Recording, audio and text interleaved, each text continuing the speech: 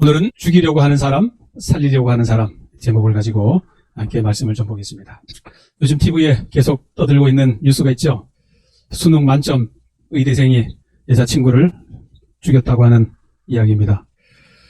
여자친구가 어제 헤어지자고 하는 말에 어떻게 화가 났는지 그냥 여자친구를 죽였는데 참 안타까워요. 그죠? 지금 우리가 그런 세상에 살고 있어요. 우리 여자분들은 남자친구 사귀면은 헤어지자는 말을 잘 해야 될 것 같아. 아주 정말 지혜롭게. 어떤 게 지혜로울지 모르지만 이제 앞으로 결혼하실 우리 여자 청년들 잘 고민하셔서 남자친구를 잘 사귀셔야 되는 것입니다. 첫째로 하나님을 잘 믿는 사람, 믿음 안에서 선택하는 게 제일 급선무인 거고 중요합니다.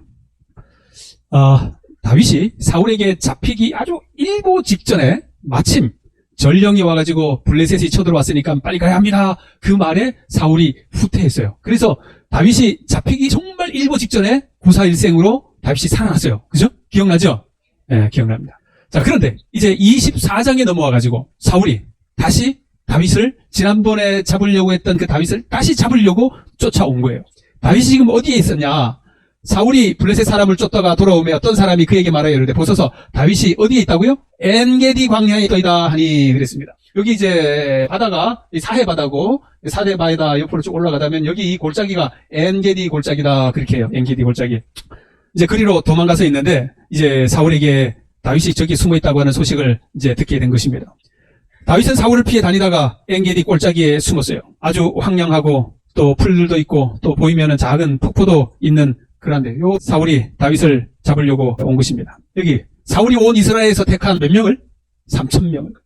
다윗 하나 잡으려고 이 온 군대 그냥 정예 부대를 다 동원하는 것입니다. 나라를 지키고 그렇게 해야 할 왕이, 그죠? 나라를 안 지키니까 이 부대원들이 그냥 이렇게 돌아다니니까 블레셋이 자꾸 침투해오고 그렇게 하는 것입니다.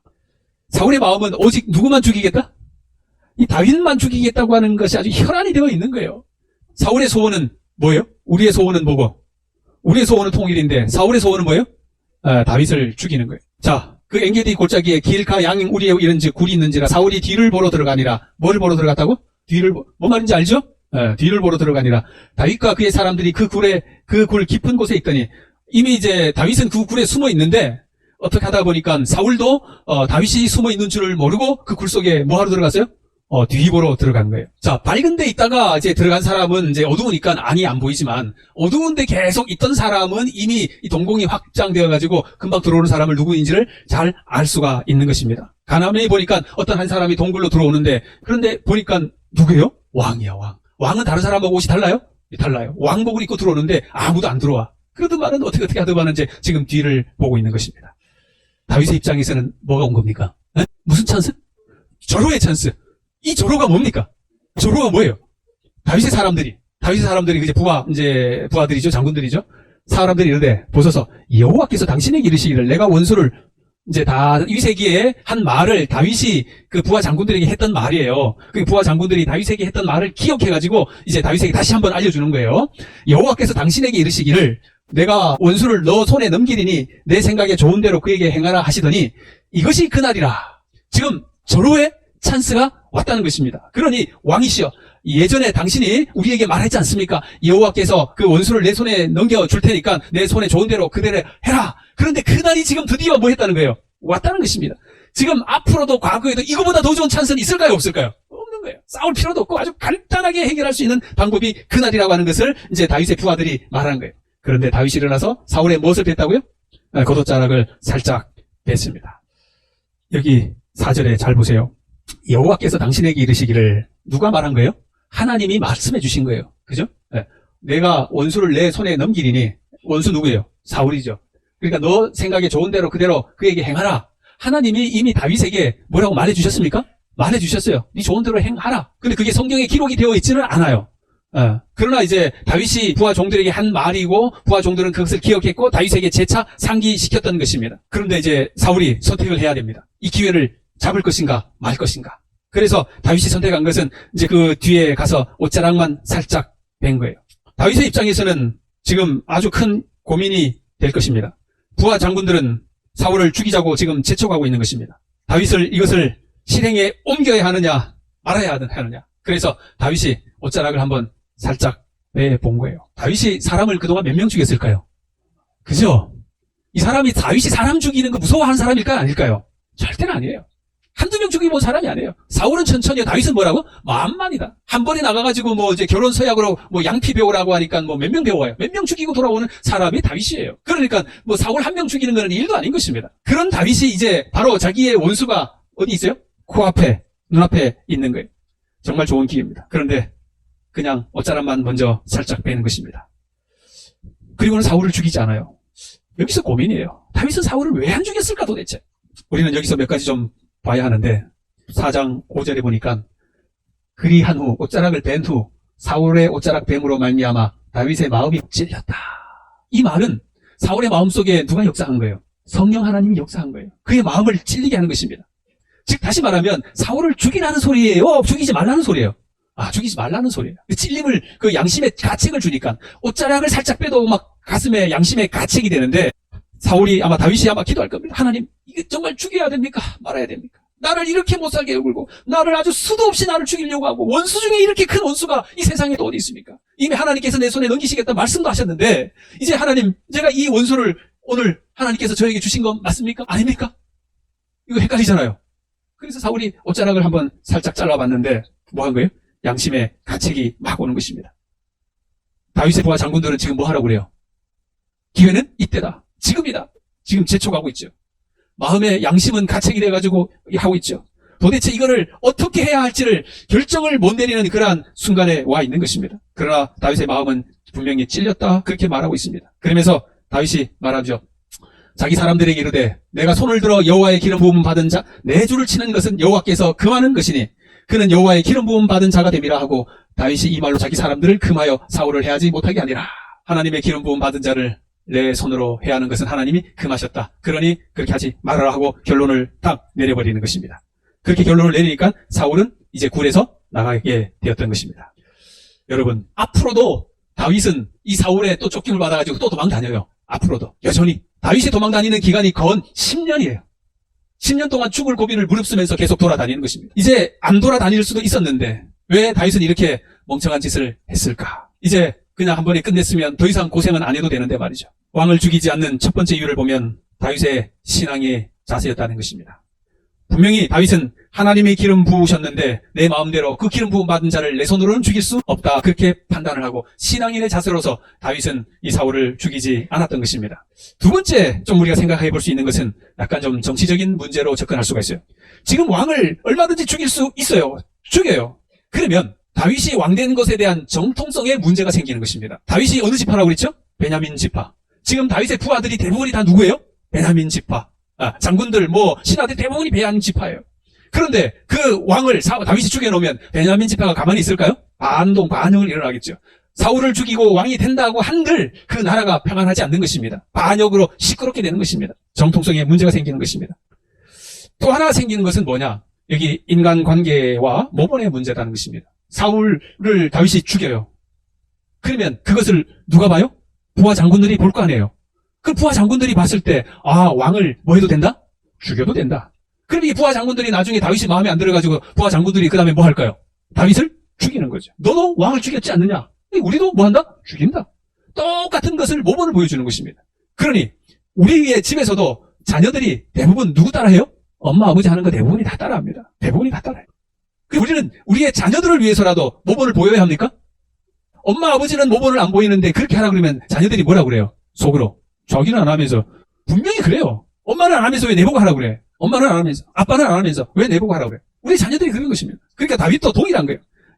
내가 이 사울을 죽이게 되면 이 부하 장군들이 자기를 죽일 수 있다고 그렇게 생각할 수가 있는 것입니다. 그렇게 해서 그러나 이 다윗은 그 옷자락을 자름으로 말미암아 마음에 찔렸다고 하는 것입니다. 그 옷자락을 잘랐음에도 불구하고 그 마음이 찔린 이 다윗, 부하들이 사울을 또 죽이고자 하는 것, 엄청난 큰 유혹 중에 유혹이었을 거예요. 죽였으면 모든 것이 끝나는데 이제 앞으로도 더 수년을 이렇게 도망 다녀야 되는 신세가 되었으니까 말이죠. 여러분, 아담과 하와가 사탄의 유혹에 넘어갔잖아요. 그 하와를 유혹한 사탄이 예수님이 40일 금식하고 후에 다시 예수님에게 나타났어요. 여전히 유혹하는 것입니다. 그 유혹자가 오늘도 여전히 여러분과 저를 유혹할까요? 여전히 유혹하고 나타나는 것입니다. 자, 그 유혹자가 예수님 최후의 만찬 하시기 전 목요일 날 말을 지키려고 하죠. 베드로가 예수님에게 말합니다. 어떻게 주님이 저의 발을 씻기십니까? 절대로 씻기지 못합니다. 예수님의 마음이 어땠을까요? 지금 얘가 며칠 뒤에 나를 뭐 할 거예요? 부인할 거예요. 나를 버리고 도망갈 놈이야. 그런데 이놈의 발을 씻겨야 돼? 주님 알고 있습니까? 알고 있죠. 사탄이 예수님 마음에 여전히 유혹할까요? 당신을 팔 사람이야. 당신을 배반할 사람이야. 당신을 버리고 갈 사람이야. 그런 제자를 뭐 발을 씻겨. 그리고 또 베드로도 씻기지 말라고 그러잖아. 그래. 네, 너 같은 놈 안 씻긴다. 안 씻길 수도 있어요. 근데 예수님 씻기셨습니까? 다 아시면서 씻기신 거예요. 이 유혹을 이겨내신 거예요. 베드로 씻기고 나서 몇 명 씻기고 나서 이제 나중에 누구 차례가 돌아옵니까? 가룟 유다 차례가 돌아와요. 이것도 발 씻겨야 돼. 근데 이놈은 뭐 한 놈이야? 또 한 놈이야. 나를 팔아넘길 놈이야. 은 30냥. 이놈 발 씻겨야 돼요? 말아야 돼요? 나를 팔 이 가룟 유다 발을 씻겨야 됩니까? 말아야 됩니까? 사탄이 아마 그 예수님의 마음속에 유혹의 말을 많이 넣을 거예요. 저 제자는 당신을 팔 제자 아니냐? 그러니 저런 제자 뭐할로 씻기냐? 씻길 필요가 없다. 예수님 씻기셨습니까? 그 어떤 유혹에도 불구하고 그 제자의 발을 예수님은 눈물을 흘리며 아마 씻기셨을 것입니다. 지금 다윗을 죽이려고 하는 이 유혹의 본질이 무엇일까? 지금 다윗은 어떤 유혹을 받고 있을까? 우리가 좀 생각해 봐야 돼요. 눈앞에는 바로 이 원수가 있지. 나를 죽이려고 하는 저 원수가 있지. 부하 장군들은 지금 죽이라고 하지. 과거에도 한번 내 원수를 내 손에 맡긴다고 그런 예수님의 하나님의 말씀도 있었지. 이제 더 이상 좋은 기회는 올 것 같지가 않지. 이걸 도대체 어떻게 해야 할까? 이 다윗이 받은 이 유혹의 본질은 정말 무엇일까? 우리가 오늘 한번 생각해 보아야 하는 것입니다. 사람이 살아오면서 가장 괴로울 때가 있어요. 뭐 일을 해서 육체적으로 힘든 것은 하룻밤 자고 나면 괜찮은데 가장 힘들고 어렵고 괴로울 때가 언제입니까? 내 주변 사람과 불화가 일어났을 때, 남편하고 아내하고 서로 싸웠을 때. 힘들어요, 안 힘들어요? 참 힘들어요. 안 보지도 못하고 보면 화가 치밀어 오르고 우라통이 생기고. 교인 간에도 같습니까? 네, 교인들 간에도 같은 거예요. 저 인간 안 보고 싶은데 또 교회 가면 또 봐야 되고 그럴 수도 있는 거예요. 이 사람이 한번 미워지면 그 사람이 계속 생각납니까? 미운 사람 있으면 계속 생각나요, 안 나요? 계속 생각나게 만들어요, 사탄이. 그게 부부든 자녀든 성도간이든 아니면 우리가 사회에서 사람과의 관계이든 인간관계에서의 이 갈등이 사람이 겪고 있는 가장 큰 고통 중에 하나인 것입니다.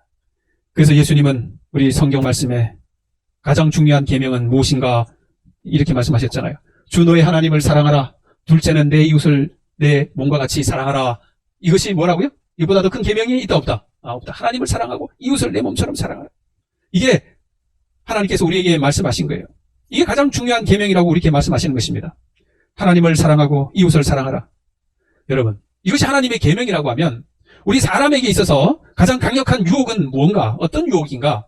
이게 가장 큰 하나님의 계명이라고 한다고 하면 사람에게서 오는 가장 큰 유혹은 뭔가? 뭘까요? 사람이 받을 수 있는 가장 큰 유혹. 그게 뭔가?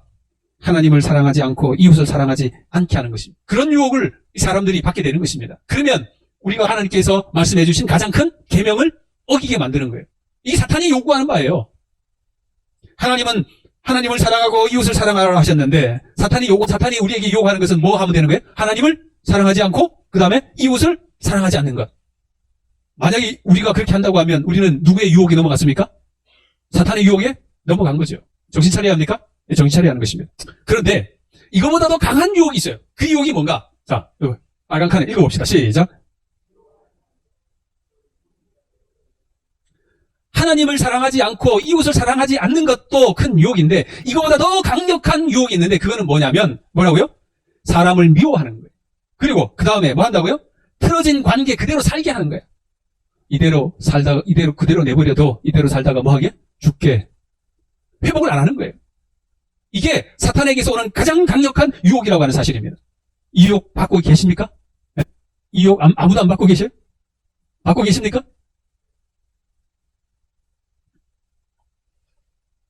가장 강력한 유혹. 사랑하지 않고 미워하는 것을 넘어서 더 큰 유혹이 있는데 그 유혹은 뭐냐? 보복하고 복수하는 유혹입니다. 뭐 하는 거라고요? 무슨 유혹? 보복, 복수. 지금 다윗에게 있어서 가장 강력한 유혹이 온 거예요. 사울을 죽이는 건 지금 뭐 하는 것입니까? 보복하고 복수하는 것이잖아요. 우리는 오늘 여기서 배워야 할 것이 무엇인가? 이 다윗을 통해서 그가 어떻게 보복하지 않고 복수하지 않았는가를 우리가 깨닫게 되는 것입니다. 우리 예수 그리스도께서 인류를 위하여 보복하셨습니까? 복수하셨습니까? 보복과 복수 대신에 그분은 우리를 정말 목숨을 버리며 사랑하신 거예요. 그것을 우리 인류에게 가르쳐 주신 것이죠. 우리가 그것을 배워야 하는 것입니다. 이 보복과 복수가 유혹이라고 생각하며 사는 사람은 그렇게 많지 않습니다. 이 보복하고 복수하고자 하는 마음은 사탄에게서 오는 가장 강력한 유혹이라고 하는 것을 우리가 꼭 잊어서는 안 되는 것입니다. 이번 주에 참 끔찍한 사건이 또 일어났어요. 2명의 유튜버가 잘했고 잘못했고 수년 동안 고소하고 고발하고 하다가 한 유튜버가 이제 법원에서 만나서 이 판정 그 시비를 가려야 되는데 법원 앞에서 그냥 칼을 들고 가서 죽여버렸습니다. 어디 앞에서? 길 앞에 법원이더라고요, 보니까. 법원 앞에서 그냥 죽이는. 뉴스 보니까 영상 촬영하면서 오늘 법정에 가가지고 뭐 하는데 이렇게 촬영하는데 뒤에서 가지고 참지 못하고 우리 한국 이 민족 정말 이 복수해야 직성이 풀리는 민족인 것 같습니다. 여러분, 복수하면 속이 후련합니까? 보복하면 속이 후련합니까? 행복해집니까? 복수하고 보복하면 그 삶이 피폐해지는 것입니다. 다윗이 사울을 죽이고 싶은 마음이 왜 없었을까? 이 사울의 비열하고 이 사울의 나쁜 인간, 이 인간만 죽이 없으면 이 이스라엘도 정말 평안이 찾아오고 다윗에게도 평안이 오고 정말 행복대로 탄탄대로를 걸어갈 수 있음에도 불구하고 이 다윗은 그 유혹을 뿌리쳤던 것입니다. 지금까지 사울 때문에 고생한 거 얼마나 많이 있습니까? 평안한 삶을 살지 못했습니다. 제대로 먹지도 못했습니다. 제대로 자지도 못했습니다. 미친 척하고 다녀야 되는 것이었습니다. 정말 인간다운 삶을 그렇게 살지 못했는데 이 인간만 없어지면 모든 것이 해결되는데 그럼에도 불구하고 그 원수를 처리하지 아니하고 그냥 그 길로 가는 것을 다윗이 선택한 거예요. 대단한 선택입니까? 사울을 죽이는 것을 지극히 정당한 것으로 생각하고 마음만 먹으면 얼마든지 할 수 있었지만은 그러나 다윗은 그렇게 하지 않았습니다. 나를 그렇게 괴롭히는 인간, 지금 내 눈앞에 무방비 상태로 있는 저 인간, 주님이 기회를 주셨구나 그렇게 생각하고 할 수도 있었지만 이 다윗은 그렇게 하지 않았다는 것입니다. 그 마음속에 들려오는 그 유혹의 생각들을 다윗은 뭐 한 거예요? 다 뿌리친 거예요. 그러면 안 된다. 내가 손을 들어 여호와의 기름 부음 받은 내 주를 치는 것은 여호와께서 금하신 것이다 라고 분명하게 다윗은 선을 그었던 것입니다. 옷자락만 잘려도 이 다윗의 마음에 찔림이 받은 이 사실을 우리는 보았던 것입니다. 그리고 이 다윗은 저 멀리 나간 사울을 향하여 소리를 칩니다. 자, 뭐라고 치느냐? 같이 읽어봅시다. 그 후에 시작. 그 후에 다윗도 일어나 굴에서 나가 사울의 뒤에서 외쳐 이르되 내 주 왕이여 하매 사울이 돌아보는지라 다윗이 땅에 엎드려 절하고. 뭐가 좋아서 엎드려 또 절까지 합니까? 다윗이 사울에게 뭐라고 말하는가? 다윗이 왕을 헤아려 한다고 하는 사람들의 말을 왕은 어찌하여 들으십니까? 이게 아마 간신들이 많이 있는 것 같아요. 다윗이 이 왕을 잡으면 그 사울 밑에 있던 신하들은 다 어떻게 됩니까? 다 물갈이 되잖아요. 그러니까 자기의 직업과 경제가 다 무너지니까 왕이 누가 계속 왕이 되어야 돼? 사울이 왕이 되어야 되는 것입니다. 다윗이 왕이 되면 안 되는 것입니다. 그 말하는 거예요. 오늘 여호와께서 굴에서 왕을 내 손에 넘기신 것을 왕이 아셨을 것입니다. 어떤 사람이 나를 권하여 왕을 죽이라 했으나 내가 왕을 아껴 말하기를 나는 내 손을 들어 내 주를 해하지 아니하리니 그는 여호와의 기름 부음 받은 자이기 때문입니다. 하나님께 기름 부음 받은 자이기 때문에 내가 그렇게 하면 안 된다 그렇게 말했다고 말하는 것입니다. 이게 왜 가려졌습니까? 자, 내 아버지여 보소서 내 손에 있는 왕의 옷자락을 보소서 내가 왕을 죽이지 아니하고 거독자람만 배웠으니 내 손에 악이나 죄가가 없는 줄 오늘 아실지니라. 왕은 내 생명을 찾아 헤아려 하시나 나는 왕에게 범죄한 일이 없습니다. 나는 절대로 왕에게 그런 나쁜 일을 행한 적이 없습니다. 라고 그렇게 말했습니다.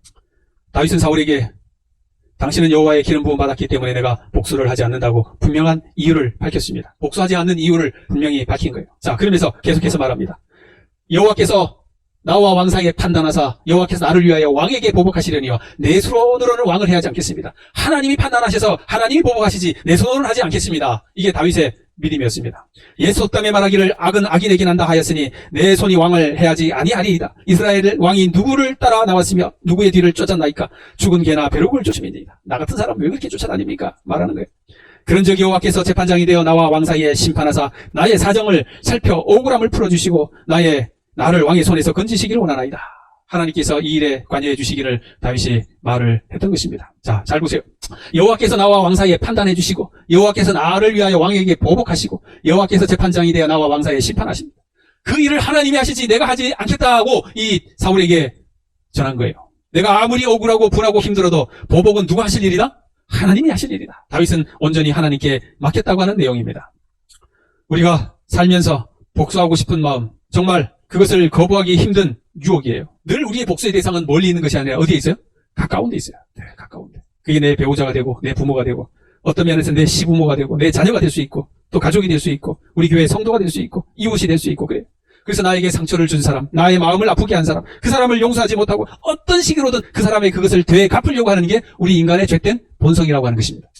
목사님, 저는 복수한 적도 없고 앞으로도 복수 같은 거는 제가 하지 않을 겁니다. 복수는 나와 상관이 없습니다. 그런 생각을 좀 하시는 분이 계셔요. 계실 것 같아. 아마 여러분들 중에서도. 아마 착하신 분이니까 그러실 거예요.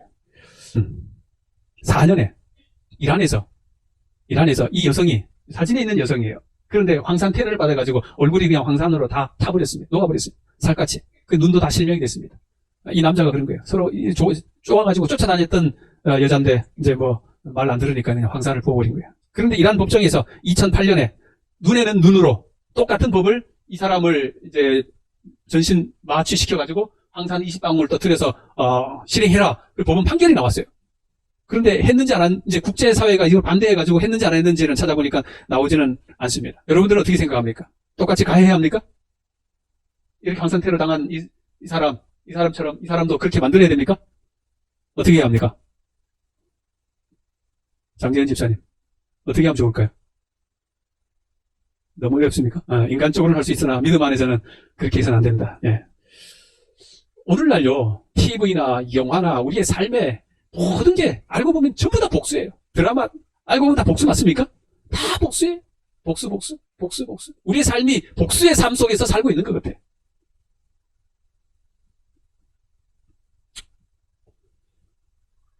직장에서도 나한테 조금만 섭하게 하면 그래, 어디 두고 보자. 그래야 합니까? 네. 교회에서도 똑같은 거예요.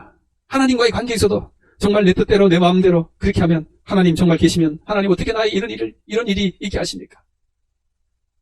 그러면서도 하나님 앞에 하나님께로도 복수하는 사람들, 신앙인들이 많은 것입니다. 그러한 마음을 가지는 것은 하나님 앞에 범죄하는 거예요. 이웃을 사랑하고 내 원수를 미워하라 말한 것을 너희가 들었다. 그러나 나는 너희에게 말한다. 원수를 사랑하고 너희를 박해하는 사람을 위하여 뭐 해라? 기도해라. 너희를 사랑하는 사람만 너희가 사랑하면 무슨 상이 있겠느냐? 세리도 그만큼 하지 않느냐? 또 너희가 너희 형제들에게만 인사를 하고 지내면 남보다 나을 것이 무엇이냐? 이방 사람도 그만큼 하지 않느냐? 그러므로 하늘에 계신 너희 아버지께서 온전하신 것 같이 너희도 온전해라. 이 말을 사도 바울은 어떻게 기록하는가? 이렇게 기록합니다. 너희를 박해하는 자를 축복하라. 축복하고 저주하지 말라. 사랑하는 자들아, 너희가 친히 원수 갚지 말고 하나님의 진노하심에 그를 맡기라. 이제 여기까지는 우리가 잘 이제 익히 공부하고 들었어요. 그런데 좀 한 단계 좀 더 나아가 보십시다. 예수님이 우리에게 이웃을 사랑하라고 했고 원수를 사랑하라고 했습니다. 사도 바울도 그렇게 말했습니다. 그것이 내가 살 길이기 때문에. 그런데 그렇지 않으면 우리가 죽기 때문에 하나님께서 우리에게 말씀하십니다. 우리가 복수를 꿈꾸지 않고 나아갈 때 진정한 용서의 길이 열리고 심지어 원수도 사랑할 수가 있는 거예요. 그런데 우리 대부분의 많은 우리 성도님들이 목사님 저는 복수 안 합니다. 그렇게 말할 수 있어요. 자, 그런데 그것은 대범한 복수이지 이 복수도 소심한 복수가 있다는 것입니다. 무슨 복수요? 자, 목사님 그게 뭔 말입니까? 소심한 복수. 그게 뭔 말인가? 말씀을 좀 드리겠습니다. 다윗이요, 복수를 하지 않고 오히려 쫓기고 도망자의 삶을 선택하고 그렇게 살았던 것. 이것은 다윗의 신앙의 가장 큰 핵심이에요. 그러면서 다윗이 사울에게 나가서 말하는 것은 사울은 다윗의 말을 듣고 눈물을 흘리면서 자기 죄를 고백해요. 그러나 나중에 또 다윗을 죽이러 오는 거예요. 이 사울은 인간이 안 되는 거예요. 인간이 아닌 사람이에요. 그런 인간을 이 다윗이 살려준 거예요. 자, 아까 제가 무슨 말 했죠? 무슨 복수? 소심한 복수. 예. 우리가 얼마나 소심한 복수를 하는가? 보세요. 교회에서도 동일합니다. 예를 들어서 목사님한테 삐져. 또 뭐 누구 성도들한테 삐져. 우리 성도님들이 하는 복수가 있어요. 제일 많이 하는 복수. 그게 무슨 복수예요? 교회 안 나가는 거야. 복수를 그렇게 해요. 저 사람과 어떤 이제 같은 회에 구역반에 같이 있다든가 어디 뭐 같이 조직돼 있어. 싫어. 그러면 소심한 복수. 뭐예요? 거기에 가 안 가? 안 가는 거예요. 내가 복수를 안 하는 것 같아도 우리는 알게 모르게 우리 스스로가 다 뭐 하고 있어요? 복수를 하고 있는 것입니다. 내가 그것이 복수인지조차도 모르면서 그냥 그 상대방에게 복수를 하고 있는 거예요. 나한테 조금만 섭하게 해봐요. 어딘가 모르게 그 사람한테 안 좋은 말을 하든 안 좋은 평가를 받게 하든 복수를 하는 것이 인간의 모습인 것입니다. 사업자들 똑같아요. 저 사업자가 안 좋아. 그러면 복수하는 방법은 뭐예요?